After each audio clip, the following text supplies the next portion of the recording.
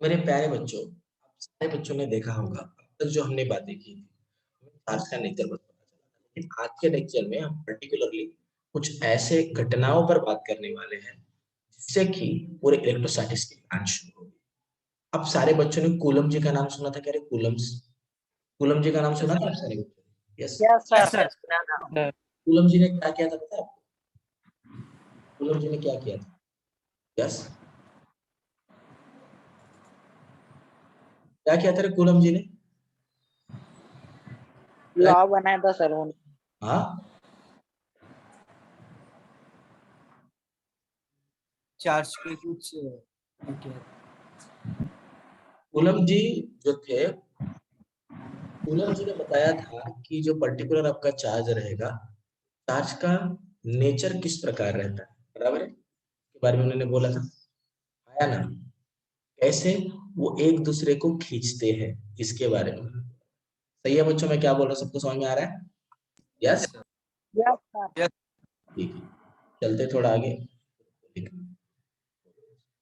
देखो अभी, अगर हमको उसके नेचर के बारे में अगर अभी कुछ खासी जानकारी अगर मिल गई है, ठीक है, तो हम थोड़ा सा आगे चलते हैं। अभी कूलम्स लॉ ने क्या बताया? देखो, दुनिया के एक कोने में बैठ के ग्रेविटेशनल का लॉ एक बताया गया जो कि न्यूटन ने बताया था, और दुनिया के दूसरे कोने में बैठ के कूलम जी ने अपना सिद्धांत जो कि बीच में लगता है, जो कि इलेक्ट्रोस्टैटिक फोर्स के नाम से आगे जाना गया, उसके बारे में बताया। उसी के बारे में थोड़ा हम चर्चा करने वाले हैं।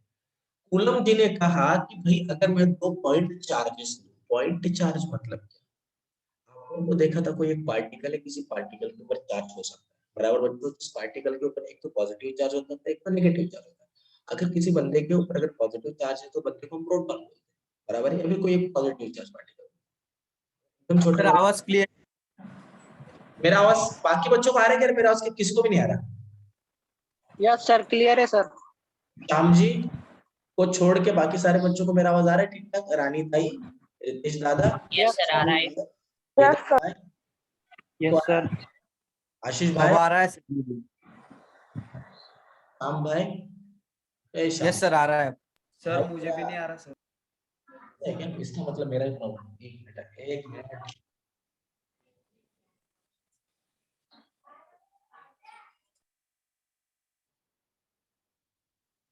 क्या मेरा आवाज अब सारे भाइयों तक पहुंच पा रहा है? यस सारे सर भाइयों को ठीक ठाक आवाज आ रहा है? बोलिए, आ रहा है कि नहीं आ रहा? आ रहा सर। अगर मेरे सारे भाइयों को अगर आवाज एकदम ठीक ठाक आ रहा है तो अब हम चलते हैं थोड़ा आगे।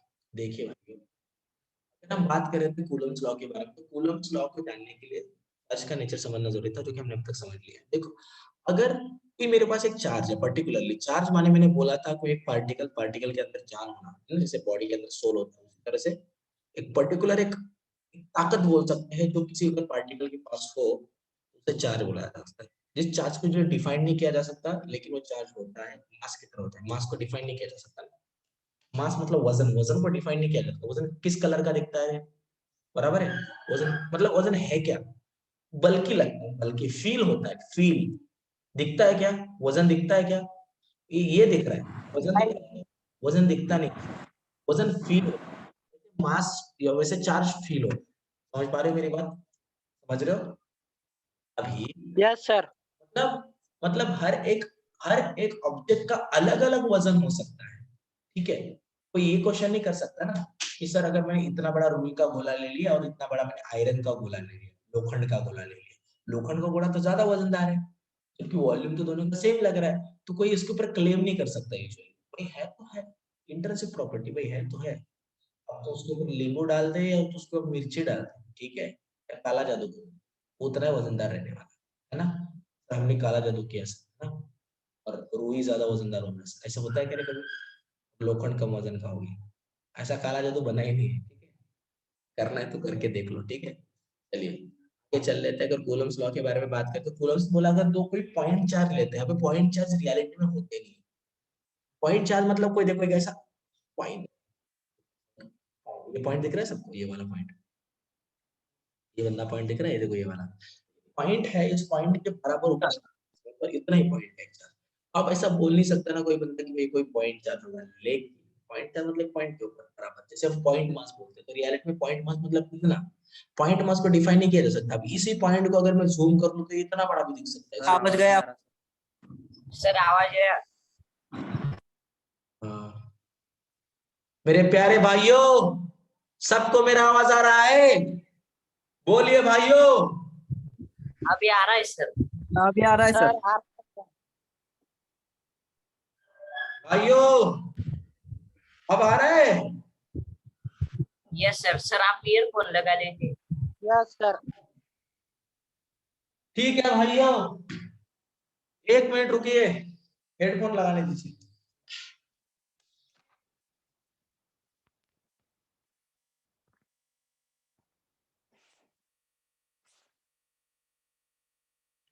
सारे भाइयों को मेरा आवाज आ रहा है अभी? Yes yes sir. हाँ सर अभी आ रहा है। ओके ठीक है, हम चलते हैं थोड़ा आगे। सबको एकदम ठीक ठाक एकदम फाड़ू आवाज आ रहा है बराबर ना? कान फट जाएंगे ऐसा वाला आवाज बराबर आ रहा है कि नहीं आ रहा है? Yes sir. यस चलेगा, ठीक है आ रहा है सर। यस चलेगा। आज के लेक्चर में ओम राजे पाटिल और मुजम्मिल भाई ने, मुजम्मिल भाई तो टाइम पे थे। ओम जी आप लेट क्यों थे? ओम जी बताइए। ओम, अबे गधे ओम, मेरा आवाज आ रहा है तेरे को? हाँ सर, मोबाइल चार्ज पे लगा रखा था। ओके, तो मोबाइल चार्ज पे रखने के बाद लेक्चर नहीं अटेंड करते क्या, ये लेट आता है, ऐसा कुछ होता है क्या? नहीं, बहुत कम है था। अभी 15% चार्जिंग है सर। अरे भाई फिर तेरा 50% होएगा, फिर 100% होएगा। टक्के से क्या होता है भाई? तेरे को टक्के आने चाहिए ना तेरे एग्जाम, अरे आने चाहिए कि नहीं आने चाहिए तू बता। 50%। हाँ, तू भी टक्के टक्के बोल रहा है तो मैं भी टक्के बोल रहा हूँ अभी, है ना? परसेंट बराबर। परसेंट। हाँ, नहीं टक्के भी तो सही है ना भाई, उसमें क्या गलत बात है? ठीक है चलेगा। कल से टाइम पे नहीं होना भाई, तो कल से मीटिंग लॉक करने वाला हूँ डॉट 8 बजे। अभी ऐसे लेक्चर होंगे सुबह के 6 बजे से लेके 11:30 तक, आपके सारे लेक्चर खत्म कर देने वाले हम, तो दिन भर आप पढ़ सकते हो, ऐसा हम सोच रहे हैं। Okay sir. ठीक है, तो Yes, इसके लिए sir. अगर कोई ये टाइम किसी का, परफेक्ट है। यस, तो किसी के टक्के कम है तो यही उसने टाइम उसके, परफेक्ट। यस यस, तो जिसके के टक्के कम है उसने टक्के बढ़ा लेने, ठीक है? तो फिर यस आपको सर। आपको टक्के नहीं आएंगे, समझ रहे हो? फिर टपके देने पड़ेंगे आपको, ठीक है? चलेगा, चल लेते हैं आगे, चलेगा। तो ओम भाई कल से लेट हो गया तो तेरे को घर पे आके टपके दूंगा, मैं बता रहा हूँ, ठीक है? चलेगा, चलते चलते आगे। चले बच्चों शुरू कर देते हैं। देखिए अभी टाइम पास नहीं करना है। अगर हम बात कर रहे हैं पॉइंट चार्ज के बारे में, तो देखो किसी भी चीज को पॉइंट चार्ज बोल सकते हैं, लेकिन उसमें का डिस्टेंस देखो, जैसे कि मैं आपको बोल दूं, देखो अभी देखो, अगर मान लीजिएगा मेरा एक चार्ज यहाँ पर है और दूसरा चार्ज यहाँ पर है, आपको दिख रहा है कि चार्ज के साइज के कंपैरेटिवली उनका सेपरेशन का डिस्टेंस बहुत बड़ा है क्या नहीं बड़ा? बोलो है क्या नहीं? Yes sir. Yes sir. अभी अभी आप मुझे बताओ,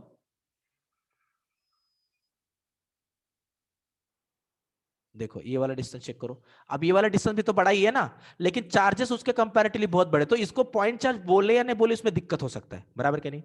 मतलब चार्ज के साइज के कंपैरेटिवली अगर उसका डिस्टेंस बहुत ज्यादा हो ना उनके बीच वाला, तो उसको पॉइंट चार्ज बोला जा सकता है। समझ रहे हो मेरी बात को? जैसे कि देखो अभी इनको भी पॉइंट चार्ज बोला जा सकता है, क्योंकि सेपरेशन डिस्टेंस बड़ा है एज कंपेयर टू दी, बहुत बड़ा होना चाहिए, बहुत बड़ा है। समझ रहे हो मेरी बात? जैसे कि सन जी यहां पर है और अर्थ जी यहां पर है, तो इनको भी पॉइंट चार्ज बोला जा सकता है। प्यारे भाइयों और बहनों, क्या आप सारे लोग समझ पा रहे हो मैं क्या बोल रहा हूं? Yes sir. Yes sir. चलिए, यस। तो अभी आपको पॉइंट चार्ज के बारे में कंसेप्शन क्लियर हो गया। न्यूटन जी को 32 साल लगे थे ये चीज बताने के लिए कि ग्रेविटेशन फोर्स एग्जैक्टली किन किन बॉडीज पर लगाया जा सकता है, या फिर उसको प्रूव करने में कि इन इन बॉडी पे लगाया जा सकता है। जैसे कि ग्रेविटेशन फोर्स, दुनिया में का ग्रेविटेशन फोर्स बस 2 बॉडी पर ही डायरेक्ट लगता है, मतलब F is equal to G m1 m2 upon R square, ये वाला फॉर्मूला जो है ना, ये वाला फॉर्मूला बस 2 ही बॉडी पर डायरेक्ट लगाया जा सकता है। एक होता है पॉइंट मास। सर आवाज है। सर आपका आवाज नहीं आ रहा। सर आवाज नहीं आ रहा सर आपका। एक मिनट भाई,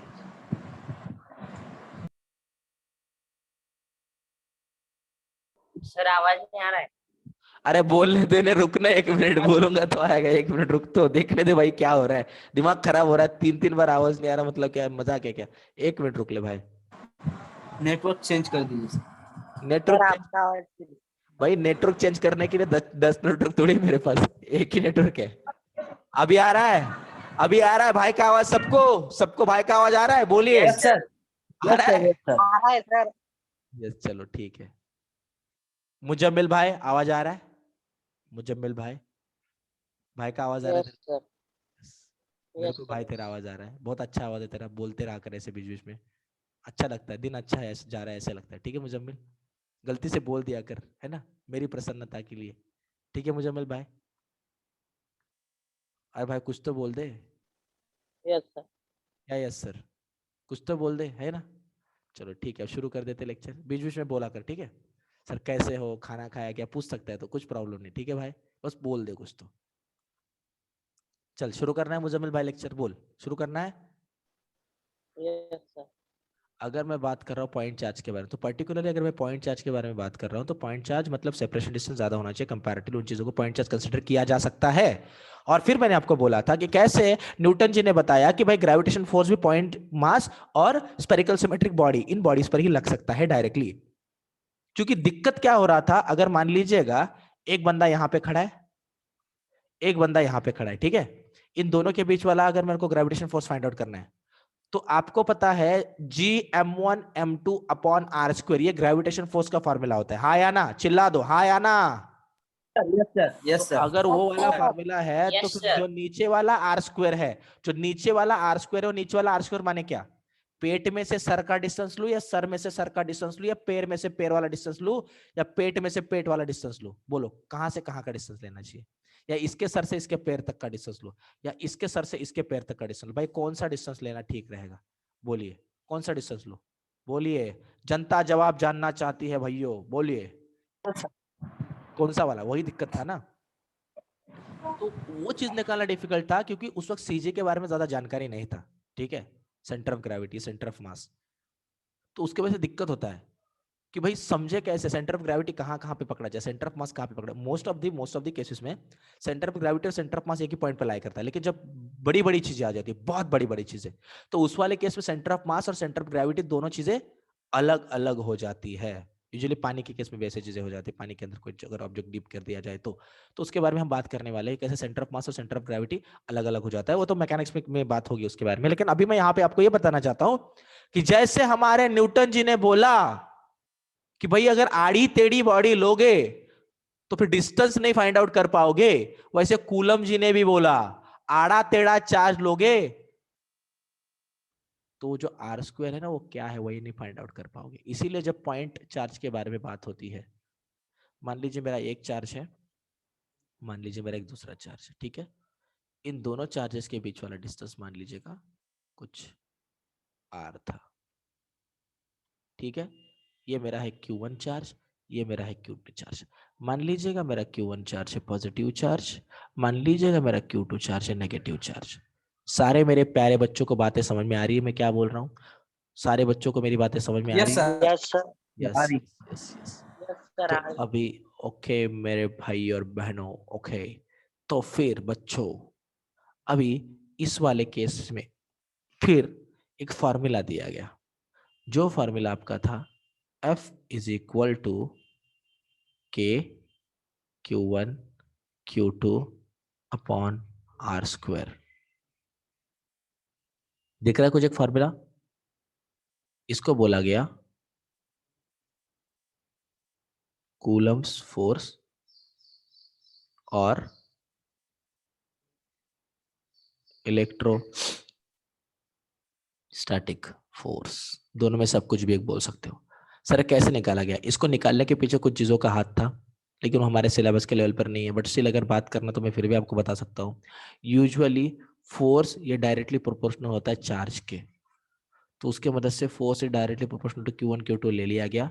और आपको इनवर्स स्क्वायर लॉ पता होगा, इनवर्स स्क्वायर लॉ आज तक कोई भी साइंटिस्ट नहीं बता पाया है, इनवर्स स्क्वायर लॉ को आज तक दुनिया में कोई भी प्रूव नहीं कर पाया है। मतलब सबको यह पता है कि शक्कर मीठा लगता है, ठीक है, लेकिन अगर किसी अडानी पर्सन को, किसी जिस पर्सन को नॉलेज है उसको जाके पूछा जाए भाई तेरे को शक्कर मीठा ही क्यों लगता है बता, फिर वो क्या बोलेगा, क्या बोलेगा रो, उसके पास कुछ आंसर होगा क्या, नहीं ना। तो हमारे लेवल के बाहर है अभी तक तो इनवर्स स्क्वायर लॉ को समझना। मतलब हमेशा यह देखा जाता है, हमेशा यह देखा जाता है जो फोर्स लगता है ना, फोर्स का नेचर हमेशा F is inversely proportional to 1/r², इसलिए इसको बोला गया इनवर्स में एक चीज का स्क्वायर लिया गया ना, इनवर्स में स्क्वायर लिया गया, बराबर क्या नहीं, तो इसको इनवर्स स्क्वायर लॉ बोला गया। मतलब फोर्स का जो नेचर है वो डिस्टेंस को इनवर्सली लेके अगर उसका स्क्वायर किया जाए ना तो उसके साथ सेम आता है। ग्रेविटेशन फोर्स के केस में भी ऐसे ही आया था, चेक कर लीजिए, वहां पर भी इनवर्स स्क्वायर लॉ था। जब इन दोनों चीजों को ऐड किया जाएगा तो force is directly proportional to Q1 Q2 upon r², ऐसा मिलेगा। और अगर फोर्स इक्वल टू करे तो फिर K लेना ही पड़ेगा, कांस्टेंट तो लेना ही पड़ेगा डायरेक्टली प्रोपोर्शनल के साइन को हटाने के लिए। सारे भाइयों को और बहनों को क्लियर है मैं क्या बता रहा हूँ? Yes sir clear. Yes yes sir clear. Yes sir. Yes, चलिए ठीक है। अभी अगर यहाँ तक की सारी चीज अगर आपको क्लियर, तो आपको ना गलती से भी क्वेश्चन ये नहीं पूछेंगे कि भाई कूलम्स लॉ कहाँ से आया। मैं कॉम्पिटिटिव एग्जाम के पर्सपेक्टिव बोल रहा हूँ और वो फोर्स कैसे है इसके लिए मैंने एक्सप्लेन भी किया है। बट मैं आप चाहता हूं कि आप उन चीजों पे चीजें सारी समझे, लेकिन फोकस उन चीजों पे करें जिन चीजों पे प्रश्न आ सकता है। फोर्स के ऊपर प्रश्न आ सकता है, लेकिन फोर्स के ऊपर फोर्स कैसे आया उस पर प्रश्न नहीं आएगा। फोर्स के ऊपर कॉम्प्लिकेटेड स्ट्रक्चर देके उस पर क्वेश्चन पूछा जाएगा। मेरे प्यारे भाई और बहनों, मैं आपको एक एक करके सारी चीजें एक्सप्लेन करने वाला हूं। बस मैं चाहता हूं कि आप आपका दिमाग यहीं पे रखें और सारी चीजों को अच्छी तरह से समझने की कोशिश करें। चलिए आगे बढ़ते हैं, और भी कुछ चीजों को हमें देखना है। देखो प्यारे भाई और बहनों, F is equal to K Q1 Q2 upon r², अगर ये वाला फंडा यहाँ पर था तो पॉइंट चार्जेस के लिए था। ये जो आपका K यहाँ पे आपको दिख रहा है सबको, ये K दिख रहा है सबको, ये K? अबे हाँ बोल दो भाई। Yes yes, sir. ये जो पर्टिकुलर K है ये कांस्टेंट है जो मीडियम के अनुसार हर बार बदलता रहता है। क्या बोला मैंने? क्या बोला मैंने? क्या है ये? कांस्टेंट है लेकिन मीडियम के कांस्टेंट के अनुसार हर बार बदलता है। पर्टिकुलर के अनुसार बदलता रहता है। यस, मतलब आप अगर अलग अलग मीडियम्स को अगर कंसिडर कराओगे, अगर आप अलग अलग मीडियम को अगर कंसिडर कर रहे हो तो मान लीजिएगा उसके केस में आपको हमेशा वैल्यू बदला हुआ ही मिलने वाला है। सबको समझ में आ रहा है मैं क्या बोल रहा हूँ? अच्छे से बोलिए, सबको समझ में आ रहा है? Yes sir. Yes sir. Yes, चलिए ठीक है। तो फिर अभी अगर यहाँ तक की सारी चीजों के बारे में अगर आपको आइडिया आ गया है, मतलब क्या ऐसे कहा जाता है कि देखो मैं आपको एक चीज बता रहा हूँ जिसपे क्वेश्चन आ सकता है। ग्रेविटेशन फोर्स का फॉर्मूला होता है Gm1m2 अपॉन r², बराबर है? हाँ या ना भाई और बहनों, करेक्ट है? और अरे हाँ तो बोल दो। यस, और इलेक्ट्रोस्टैटिक फोर्स का फॉर्मूला होता है K Q1 Q2 upon r²। वो मासेस के लिए, चार्जेस के लिए, बाकी फोर्स का नेचर एग्जैक्टली सेम है। देखो अभी पर्टिकुलरली अगर मैं इन फोर्सेस के बारे में बात करूं तो ये दोनों फोर्सेस को कंजर्वेटिव फोर्सेस बोला जाता है। कौन सा फोर्सेस बोलते हैं? Conservative force. अभी कंजर्वेटिव फोर्स कौन, मुझे कोई बता पाएगा कंजर्वेटिव फोर्स मतलब क्या? ऐसा कौन सा फोर्स है जिसे को हम कंजर्वेटिव फोर्स बोलते हैं? कोई मुझे एक लाइन में इसको समझाने का प्रयास करेगा प्लीज? मैं चाहता हूं कि बच्चों के साथ मैं रेसिप्रोकेट करूं नॉलेज के बारे में। जो भी फॉर्मूला था एकच होता। काय बोलला? काय बोलला? काय बोलला चुकलं भावा? चालेल सर। अरे चुकलं तर भावा पळेल पळेल, तू बोल फक्त स्टोरी सांगू नको पिक्चरची. जो भी फॉर्मूला आहे एकच अर्थ।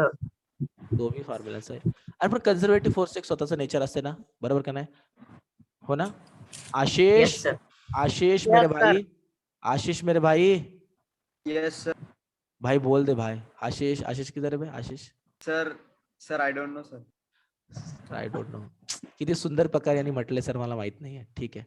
केदार मेरे भाई, तेरे को पता? नहीं सर। मुजम्मिल मेरे भाई, अरे हो मुजम्मिल, मुजम्मिल आज के दिन में बोलेगा तू?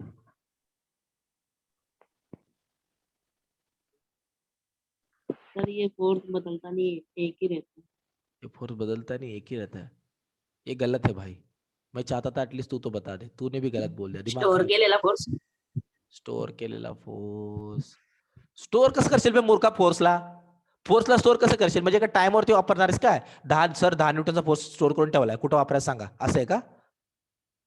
स्टोर करके फोर्स को कभी स्टोर किया जा सकता है क्या? खुद भी दिमाग खराब करते. सॉरी भाई, रितेश भाई, सॉरी माफ कर दे भाई, गलत. Sir I don't no. चलो चलो सुनो अच्छे से. आपको नहीं सर बोलते रहे सर आप। चलिए अभी कंजर्वेटिव फोर्स के केस, इंडिपेंडेंट ऑन पाथ। वाह वाह वाह वाह, किस भाई ने बोला ये बात? कौन है ये? कौन है? किसने गूगल पे सर्च किया है? जल्दी बोलो, कौन है ये? कौन? किसने बोल? कौन था रे ये? अरे नाम तो बताओ, कौन था ये? केदार मैं था सर। केदार भाई, गूगल पे सर्च किया क्या तूने? नहीं सर, नहीं सर।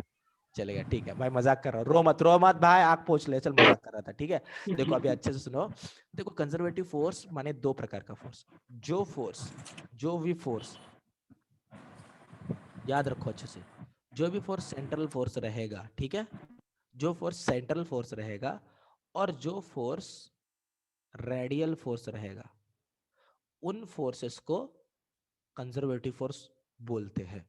मतलब जैसे कि देखो, अगर कोई पर्सन गधा भी है, ठीक है, और किसी पर्सन को दिमाग भी नहीं है, ठीक है, तो उस पर्सन को कौन सा पर्सन बोला जाएगा उसको? यूजुअली क्या बोला जाएगा? बोलो उसको। यस, उसको कुछ भी बोल सकते हैं, उसको राहुल गांधी बोल सकते हैं, यस, उसको विजय सर बोल सकते हैं, सर भी गधे ही है ना, विजय सर को भी दिमाग नहीं है, बोला जा सकता है उसको, है ना? बोल सकते कि नहीं बोल सकते? यस, ठीक, मान लीजिएगा उसको विजय सर बोल देते। तो वैसे ही जिस पर्सन के पास सेंट्रल फोर्स, नहीं सर, नहीं। क्या क्या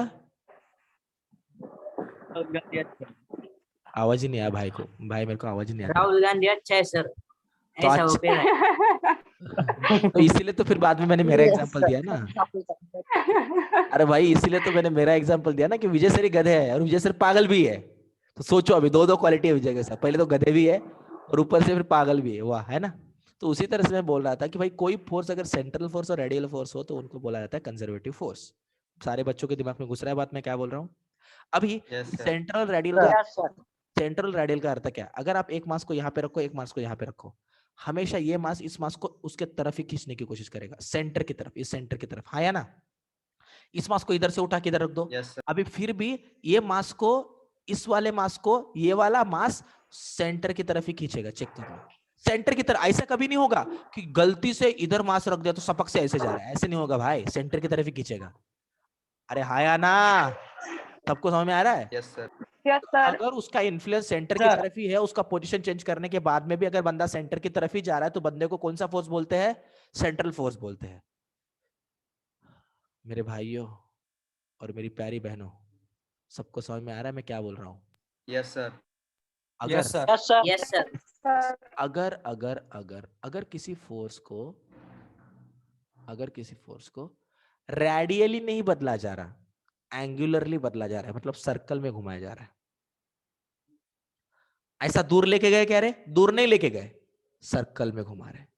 अब बताओ रे, लगने वाले फोर्स का अमाउंट सेम रहेगा क्या? Yes, sir. अब थोड़ा Yes, दूर sir. गए, अब फोर्स का अमाउंट बदला ना? दूर नजदीक Yes, आएंगे sir. तो अमाउंट बदलेगा, लेकिन जब बंदे को एक ही रेडियस के भीतर रख के देखेंगे एंगल बदल के, तो फिर ऐसे बोल सकते हैं कि किसी फोर्स का एंगल बदलने के बाद भी फोर्स उतना ही रहता है। अगर किसी ऑब्जेक्ट को एंगल से बदलने के बाद में भी फोर्स वही रहता है, या फिर अगर उसके रेडियल डिस्टेंस को बदला नहीं जाए फिर भी वो फोर्स वही रहता है, तो उस फोर्स को कौन सा फोर्स बोलते हैं? कौन सा फोर्स बोलते हैं? Radial force. Radial force. और जो फोर्स के पास ये दो क्वालिटी है, सेंट्रल फोर्स का और रेडियल फोर्स का, उस फोर्स को कंजर्वेटिव फोर्स बोला जा सकता है। तो ये कंजर्वेटिव फोर्स का नेचर आपको ग्रेविटेशन फोर्स के केस में भी दिखता है, और यही कंजर्वेटिव फोर्स का नेचर आपको इलेक्ट्रोस्टैटिक फोर्स के केस में भी दिखता है। इसीलिए मेरे प्यारे भाई और बहनों, कंजर्वेटिव फोर्स माने इलेक्ट्रोस्टैटिक फोर्स, कंजर्वेटिव फोर्स माने ग्रेविटेशन फोर्स। और अभी एक बात अच्छे से सुनो, अब किसी भी पाथ से इसको फेंको, पाथ से उसके फोर्स को कभी डिफाइन नहीं किया जाता। जैसे मैं आपको बताऊं, देखो, अगर मान लीजिएगा ये मेरा अर्थ है, ठीक है, ये अर्थ का सेंटर है, मान लीजिएगा मैंने कोई चीज यहां से बस छोड़ दी, मतलब ऐसी चीज रखी थी, छोड़ दी, अब क्या होगा? ये चीज सेंटर की तरफ आएगी कि नहीं आएगी? मतलब पाथ कौन सा है? पाथ यही रहेगा। अरे हाँ या ना? समझ रहे हो? Yes, sir. अब मान लीजिएगा भाई को गुस्सा आ गया, भाई ने चीज को जोर से फेंका, चीज ऐसी जा रही थी, अब चीज ऐसे जाके ऐसे गिरी। समझ में आ रही मेरी बात? ऐसे जाके Yes, sir. ऐसे गिरी। अब आप मेरे क्वेश्चन का आंसर देना, जब ये ऐसे जाके समझो यहाँ पे गिर गई, फिर भी फोर्स का नेचर कैसे था रे? फोर्स का नेचर तो सेंटर के टुवर्ड्स ही था ना, था क्या नहीं था? था क्या नहीं था? Yes. था सर। तो जब बंदा यहाँ पे नीचे आके गिरेगा ना, तो पाथ ये वाला कंसिडर किया जाएगा। समझ पा रहे हो मेरी बात? मतलब अगर आप इसको डायरेक्टली ऐसे भी फेंको तो बंदा इधर ही आएगा, अगर आप इसको ऐसे भी फेंको तो बंदा इधर ही आएगा। मतलब पाथ के ऊपर डिपेंडेंट है क्या रे? वो पाथ के ऊपर डिपेंडेंट है क्या रे? है क्या रे पाथ के ऊपर डिपेंडेंट? बोलिए। बोलते ही नहीं बच्चे। नहीं सर। मतलब पाथ हाँ, से सर। इंडिपेंडेंट है, पाथ से वो इंडिपेंडेंट है। मैं आपको क्या बोल रहा हूँ, आप फिर से चीज को समझो। देखो मैं आपको ये बोल रहा हूँ, किसी चीज को मैं ऐसे फेंक दूं, सुपुक से गया, ठीक है, सबसे गया, और किसी चीज को मैं ऐसे फेंक दूं, अब ये प्यार से ऐसे गया, लेकिन जाके दोनों एक ही जगह पे गिर रहे हैं, तो दोनों के केस में सेम फोर्स यूजुअली लगता है, ऐसा कंसिडर किया जाता है। समझ पा रहे हो मेरी बात? दोनों के ऊपर लगने वाला Yes, force yes sir. Yes. चलिए, अब इसको बताने के लिए मेरे पास एक बहुत जबरदस्त एग्जांपल है, लेकिन प्रॉब्लम है कि वो एग्जांपल टाइम कंज्यूमिंग है। तो मैं चाहता हूं अगर यहाँ से समझाए तो हम आगे बढ़ ले, क्योंकि पढ़े इलेक्ट्रोस्टैटिक्स रहे हैं, ठीक है, और पावर एनर्जी पढ़ते तो और ज्यादा बात करते हैं, ठीक है। चल सकते हैं हम आगे? बोलिए प्यारे भाई और Yes. बहनों। यस। Yes sir. तो अगर मेरे सारे भाइयों को और सारी बहनों को अगर सारी चीजें अच्छे से क्लियर है, तो मैं और एक चीज के बारे में स्पेसिफिकली बात करना चाहूंगा। अभी जो मैंने आपको बताया था फोर्स के बारे में, जो बोला Q1 Q2 upon R square. अब मेरे सारे भाइयों को बहनों को क्लियर है कि फोर्स तो एक वेक्टर क्वांटिटी होता है। अभी अभी वेक्टर क्वांटिटी, एक वेक्टर चैप्टर ताजा ताजा पढ़ा हुआ है। यहाँ पर तो मैंने कोई वेक्टर का साइन भी नहीं दिखाया है, बराबर ना? हाँ या ना? तो सर ये अगर यस वेक्टर सर। क्वांटिटी है और अगर आपने साइन में देखा तो इसको क्या कर सकते हैं? तो इसको अभी ऐसा बोल सकते हैं कि अभी बस हम मैग्नीट्यूड के बारे में बात कर रहे हैं, फोर्स के मैग्नीट्यूड के बारे में बात कर रहे हैं। अगर फोर्स का डायरेक्शन के बारे में अगर हमें बात करना है, मान लीजिएगा एक्स एक्सिस के अलावा, मैं एग्जांपल बता रहा हूँ, मान लीजिए एक्स एक्सिस के अलावा दो गोले रखे हैं, Q1 Q2, दो चार्जेस, 2 पॉइंट चार्जेस रखे हैं। अब इन दोनों के बीच वाला जो डिस्टेंस था, मान लीजिएगा कोई एक r डिस्टेंस था, मैग्नीट्यूड के हिसाब से लंबाई, बस डिस्टेंस बोला, डिस्प्लेसमेंट नहीं बोला। तो अभी आप सारे बच्चों को अगर किसी ने पूछा कि भाई एक्स एक्सिस के अलावा अगर ये लग रहा है तो बताइए इसका नेचर क्या होगा, तो मेरे हिसाब से आप इसको ऐसे लिखोगे कि Q1 Q2 आर स्क्वायर और आई कैप। क्या मैं सही बोल रहा हूँ बच्चों? क्योंकि एक्स के अलावा लग रहा है ना। अगर फोर्स का डायरेक्शन ये है तो आई कैप लिखोगे, फोर्स का I cap. डायरेक्शन ये है तो क्या लिखोगे? के Q1 Q2 upon R square, और यहाँ पे क्या लिखोगे? माइनस आई कैप। हाँ या ना? माइनस है। सारे बच्चों को Yes, समझ sir. में आ रहा है? Yes, इतना sir. तो आपको समझ में आना ही चाहिए, क्योंकि आपको पता था मैग्नीट्यूड और डायरेक्शन दोनों चीजें मैटर करते हैं किसी एक फोर्स को बताने के लिए। अभी देखो, ये मैग्नीट्यूड और डायरेक्शन ले लिया ना, तो ये मॉड हटाना पड़ेगा ना बच्चों, हटाना पड़ेगा ना, बराबर क्या नहीं? तो एफ वेक्टर माने ये, और मैग्नीट्यूड ऑफ एफ वेक्टर माने बस के Q1 Q2 upon R square. चलिए, तो अभी देखिए बच्चों, मैं कुछ चीजों को, कुछ नेचर्स को आपके सामने बता रहा हूँ, देखो वो क्या है, एक एक करके मैं उसको एक्सप्लेन करने की कोशिश कर रहा हूँ। हम थोड़ा अगर नेक्स्ट पेज पे जाए, अगर हम यहाँ पे देखें, ये जो k होता है ना, k, एक k का वैल्यू जो यूजुअली हम कंसीडर करते हैं होता है 1/4 पाई एप्सिलॉन नॉट। सबको समझ में आया मैंने क्या बोला? 1/4 पाई एप्सिलॉन नॉट। सबको समझ में आ रहा है? अरे समझा कि नहीं समझा बे? Yes, Yes, sir. Yes. Yes sir. अभी अगर इस एप्सिलॉन के बारे में अगर बात किया जाए, ठीक है, तो एप्सिलॉन नॉट यूजुअली कंसीडर किया जाता है परमिटिविटी। क्या बोलते हैं बच्चों इसको?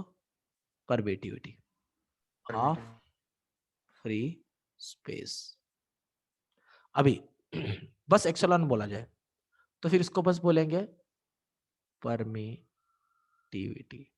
और एक्सेलॉन को नॉट लगा दिया तो वो समझ लेने का परमिटिविटी ऑफ फ्री स्पेस है। ये फ्री स्पेस के अंदर का ये पर्टिकुलर परमिटिविटी कंसीडर किया जा रहा है। फ्री स्पेस माने आप उसको वैक्यूम भी बोल सकते हो। समझ रहे हो मेरी बात? सबको समझ में आ रहा है मैं क्या बोल सर रहा हूँ? परमिटिविटी म्हणजे अभी परमिटिविटी एक ऐसा पर्टिकुलर कॉन्सेप्ट लिया गया, परमिटिव मैं आपको एक स्पेसिफिक बता रहा हूँ, परमिटिविटी मतलब एक ऐसा पर्टिकुलर कॉन्सेप्ट लिया गया जिस कॉन्सेप्ट से ही उस फोर्स का नेचर डिफाइंड हो रहा था। जैसे कि मैं आपको एग्जांपल बता दूं, देखो मान लो कि मेरा वजन है 3 kg, ठीक है। मान लीजिएगा एक चार्ज है, मान लीजिएगा 3 चार्ज है और एक 4 चार्ज था, दोनों के बीच वाला डिस्टेंस 2 का था, तो 2 का स्क्वायर ले लिया, बराबर है। सबको समझ में आ रहा है मैं क्या बोल रहा हूँ?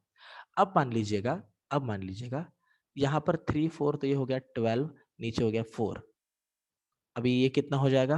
मान लीजिएगा ये हो जाएगा 3, तो 3। लेकिन यहाँ पर अगर फोर्स मिल रहा है, यहाँ पर अगर फोर्स मिल रहा है 6 का, ठीक है, तो Q1 3 है, Q2 4 है, डिस्टेंस 2 है, ठीक है। तो अभी आप मुझे बताओ, अगर इसको 6 करना है तो कांस्टेंट कितना लेना पड़ेगा?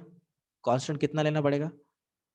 अगर इसको 12 करना है, ठीक है, तो कांस्टेंट, तो आंसर तो 3 आ रहा है ना, तो इंटू 2 में कांस्टेंट लेना, मतलब k का वैल्यू तो आपको 2 बोलना पड़ेगा ना।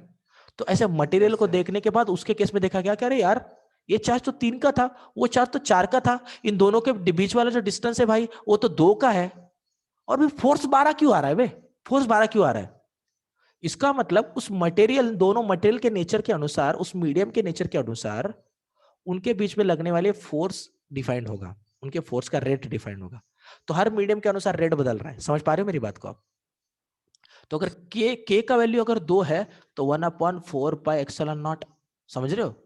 तो 4 की वैल्यू तो पता है 4 ही है, पाई की वैल्यू 3.14 पता है, तो इसको इधर भेज दो, तब एप्सिलॉन नॉट का एक कांस्टेंट है वो, एप्सिलॉन नॉट एक पक्का आंकड़ा होता है वो। समझ पा रहे हो मेरी बात? एक, और उसी आंकड़े को उसी मीडियम के अंदर लेने के बाद में उसी फोर्स का एक एग्जैक्ट वैल्यू मिलता है। समझे कि नहीं समझे? बोलिए, समझे कि Yes, नहीं sir. समझे? अभी Yes, sir. हर मीडियम का अलग अलग परमिटिविटी होता है, हर मीडियम का अलग अलग परमिटिविटी होने के कारण हर एक मीडियम का अलग अलग परमिटिविटी बताना पड़ता है। जैसे फ्री स्पेस के बारे में बता रहा हूं। अभी अगर आप मुझे पूछोगे सर किसी अदर वाटर के केस का परमिटिविटी बताओ, तो अभी तो मुझे नहीं पता है, क्योंकि यूजुअली कभी उस पर क्वेश्चन नहीं किया गया है, वो आउट ऑफ टेक्स्ट वाला क्वेश्चन हो जाएगा, समझ लो, मेरे मेरे लिए। अब इसका मतलब ये है कि, इसका मतलब ये नहीं कि सर मतलब आपको नॉलेज कम है, ऐसा नहीं है, वो नॉलेज मेरे लिए रिक्वायर्ड नहीं लगा मुझे, जो कि मैं JEE नेट पढ़ा। हाँ, जिस दिन मैं PhD वाले बंदों को पढ़ाऊंगा या फिर BSc वाले बंदों को, MSc वाले बंदों को पढ़ाऊंगा, उनको थ्योरेटिकल पढ़ाना पड़ता है, उस दिन थ्योरी के बारे में मुझे ज्यादा नॉलेज होना जरूरी है। लेकिन आज के नॉलेज के लिए मैं आपको ये बताना चाहूंगा, JEE नीट के सिलेबस के अलावा 11th-12th के सिलेबस के अनुसार सिलेबस मुझे पूरा आता है, जो भी सिलेबस पूरा होगा, और उसके आउट ऑफ कॉन्सेप्ट वाली भी चीजें पता है मुझे। बस मुझे रटना मैंने जरूरी नहीं समझा इन सारे परमिटिविटीज को। मेरी बात समझ में आ रही है सारे बच्चों को? लेकिन जितना मैं Yes, आपको sir. बता रहा हूँ, उस चीज के बाहर का अगर कोई भी चीज आया तो फिर मुझे आप लास्ट दिन बोलना कि सर हाँ यार आपने तो ये बताया नहीं, आएगा, ऐसा नहीं होगा, ठीक है? दुनिया में फिजिक्स के बारे में इतनी सारी चीजें जानने की, इतनी सारी चीजें हैं कि हर चीजों को नहीं जाना जा सकता। जाना जा सकता है लेकिन उसके लिए पूरा एक लाइफ डेडिकेट करना पड़ेगा। समझ पा रहे हो मेरी बात? जब न्यूटन जी अपने साल के sir. कुछ 38-39 ईयर जब बर्बाद करते हैं, अच्छा बर्बाद नहीं बोल सकते, यूटिलाइज करते हैं, तो वो ग्रेविटेशन फोर्स के बारे में बताते हैं। लेकिन इसका मतलब ये नहीं कि न्यूटन जी फैराडे के सारे लॉज बता दे, है ना? फैराडे ने भाई अपने खुद का कुछ किया ना। समझ पा रहे हो? तो बहुत वास्ट है ये Yes, सब्जेक्ट, sir. बहुत ज्यादा वास्ट है, तो उसको समझने की कोशिश कीजिएगा। तो इसलिए परमिटिविटी हर मीडियम के अनुसार डिपेंड होता है, लेकिन हमको हमारे सिलेबस के हिसाब से मोस्ट प्रोबेबली फ्री स्पेस के बारे में ही बात किया जाता है। सारे बच्चों को समझ में आ रहा है मैं क्या बोल रहा हूँ? सारे Yes, बच्चों को sir. समझ में आ रहा है मैं क्या बोल रहा हूँ? किसी को यस यस यस। अब मैं ये जानना चाहता हूँ, किसी को थोड़ा सा भी दिक्कत लग रहा है क्या कि हाँ सर ये कैसे आया, वो कैसे आया, इसको किसी को कोई दिक्कत लग रहा है इसके केस में? बोलिए, लग रहा है? no, sir. यस, चल सकते हैं हम आगे? यस। अभी यूजुअली इस परमिटिविटी के बारे में अगर मैं बात करूं, इस परमिटिविटी के बारे में जब बात किया गया, तो इसका जो वैल्यू फ्री स्पेस के लिए कंसिडर किया गया वो था 8.854 इंटू 10⁻⁻12, इतना कंसिडर कर दिया गया। सारे बच्चों को क्लियर है मैं क्या बोल रहा हूँ? सबको क्लियर है मैंने क्या बोला? Yes, sir. यस। अभी अगर इसके यूनिट्स के बारे में बात किया जाए तो इसका यूनिट होता है फैरेड। एक मिनट,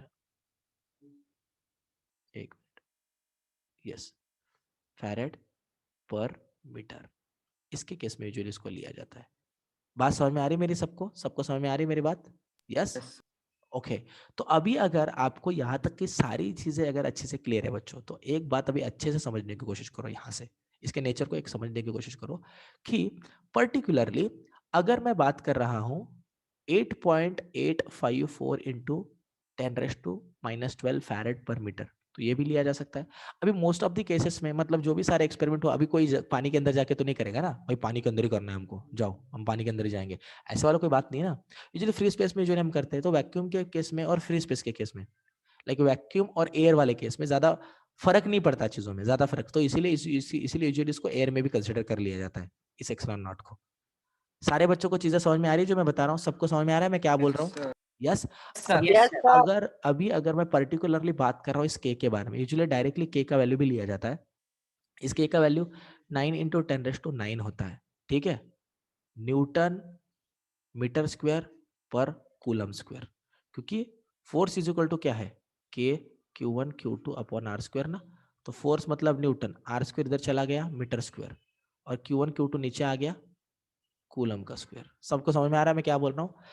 9 इंटू 10⁹ इस पर्टिकुलर वैल्यू को यहाँ पर अभी कंसिडर किया जा रहा है, अगर आप देख पा रहे हो तो। चलिए, अगर हम इसको, अगर इस सारे वैल्यूज को ले ले तो यूजुअली आपको कभी भी, अगर आपने जेडब्ल्यू नीट के एग्जाम में गए हो तो आपको कभी भी कॉन्स्टेंट्स खुद से लिखने की जरूरत कभी भी नहीं पड़ती। वो आपको पर्टिकुलरली सारे कॉन्सेप्ट देते हैं उनकी साइड से। आपने अगर देखा होगा तो किसी पेपर को उठा के चेक करो, सारे कॉन्सेप्ट शुरुआत में दिए जाते हैं ना, तो क्वेश्चन के अंदर दिए जाते हैं। आपको अलग से उनके लिए प्रयास करने की जरूरत पड़ती है कभी? बोलिए, पड़ती है कभी? कभी नहीं पड़ती। नो चलिए, no sir. Yes yes yes. चलिए, अब थोड़ा हम आगे चलते हैं। तो अभी अगर मान लीजिएगा मेरे पास एक चार्ज था, मान लीजिएगा पॉजिटिव चार्ज था, मेरे पास और एक चार्ज था, मान लीजिए नेगेटिव चार्ज था। तो अभी नेचर